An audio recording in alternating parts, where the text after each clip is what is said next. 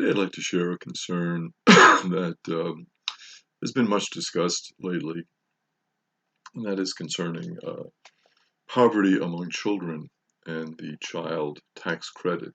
Uh, One of the situations we face in our country is the growing number of children who are in poverty. And we're trying to look at some creative ways to minimize the effects of that and to try to reduce that. The expanded child tax credit was included in the coronavirus relief package that was passed by Congress in March of this year, in 2021. So what has happened is that the tax credit has greatly expanded, and this has been a help to many families.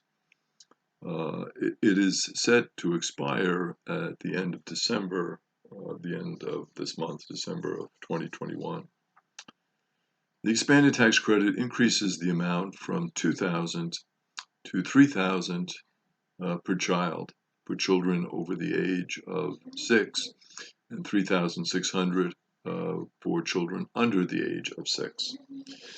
So the way it works is this expansion, this extra money goes directly to the parents to provide expenses for the children and to help them. The major criticism of this legislation is that it is very costly. And of course, people are very concerned about cost and how we're going to pay for things. So it becomes a real issue, a real discussion. What can we afford to do? I mean, it might be a good thing to do, it might be a helpful thing to do, but is it something that we can afford to do as a country without causing more ruin, more harm to our economy? So naturally, that's going to be an important discussion to have. Those advocating for it, the positive aspect, say that it has lifted millions of children out of poverty, which is a good thing, something, of course, we all want to see. We all want the children to get the best possible start that they can, obviously. Treasury Secretary Janet Yellen said the program has reached the families of 61 million U.S. children since it began in July of 2021. So 61 million is, of course, a large number of children, to say the least. So we can see the wide scope of this program. And of course, that would impact naturally the cost factor with regard to it. Food insecurity among families with children has dropped 24%. So again, that's a significant drop, 24%, huge drop in those children, those families where food insecurity is an issue, a problem. Again, something that we would all certainly applaud and welcome in our society. There's several options for payment. The families can get 6 monthly payments between July and December, and the other half in a lump sum payment in April of 2022 after filing their 2021 federal income taxes. So they get the monthly payment, but then they get another half in April. Also, another option for receiving it, they can get one lump payment after filing their 2021 taxes. So they can take it all at once, monthly payments, or a combination of monthly and the half. The original proposal was to extend these tax credits through 2025 because, again, they were thought to be successful, very helpful in reducing poverty and helping children that are hungry. So everyone basically was saying this is a win-win, a good thing. Let's extend them further. Instead of ending them in 2021, let's extend them to 2025.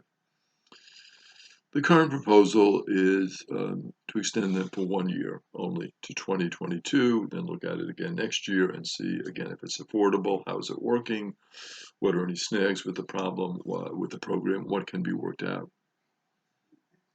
What is the income criteria for receiving these tax credits? Presently, it is $440,000 a year or less would get some level of the expanded credit, not the full level, but some level. The current proposal is joint filers who make $150,000 or less, heads of household $112,500, and single filers $75,000. So the current proposal is to reduce those income levels to make it really for those who are most at risk, who are most vulnerable. Those who make a little bit more, certainly they weren't getting the full tax credit, they were getting some, but do they really need it? Let's get it to those who are the truly needy. Cost so far has been $77 billion from July through November, and locally in our counties here on Long Island, Nassau and Suffolk have received $1 billion. So again, the cost, certainly a huge cost, a big factor. Rebecca Sanin, who is President and Chief Executive of the Health and Welfare Council of Long Island, says there is a concern among families about this ending. Many families are wondering if they will be able to meet the basic needs of their families if this is taken away. So this is, an issue that is of concern certainly to many families who are just making ends meet, many families who have been helped by this program. When you take it away, naturally, what are we going to do? How are we going to make up for that lost income? Now, what are some of the theological concerns? Let's take a look at it now from a religious point of view, a theological point of view. Certainly, we want to promote the importance of the family. Anything that helps the family to stay together, promotes family values, we see theologically, certainly from a faith perspective, as a good thing. Another aspect in terms of our basic Catholic social teaching is to uphold the dignity of the human person. Certainly extra resources, particularly resources that will be helpful with food, with housing, those uphold the dignity of the human person, and those would be extremely important for us to promote as a life value. We want to make sure, as pro-life people, that this is upheld, the dignity of the human person. Also are called to provide for the basic needs of our sisters and brothers, and certainly clothing, food, and housing would be these basic needs, along with medical care, education, and that we try to do everything as a community, as a society, as a church, certainly to do that. That would be important for us.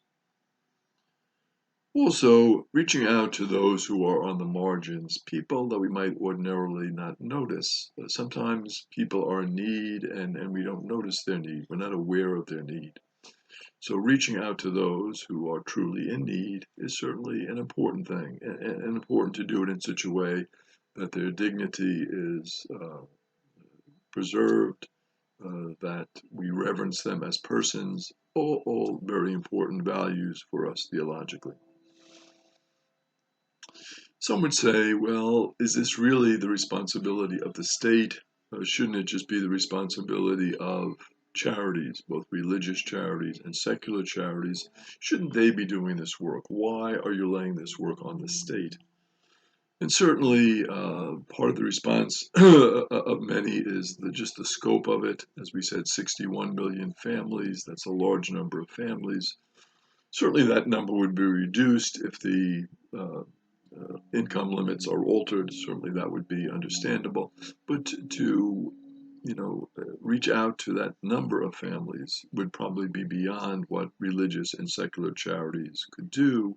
And certainly religious and secular charities are still doing a tremendous amount of work to reach out to those families in need.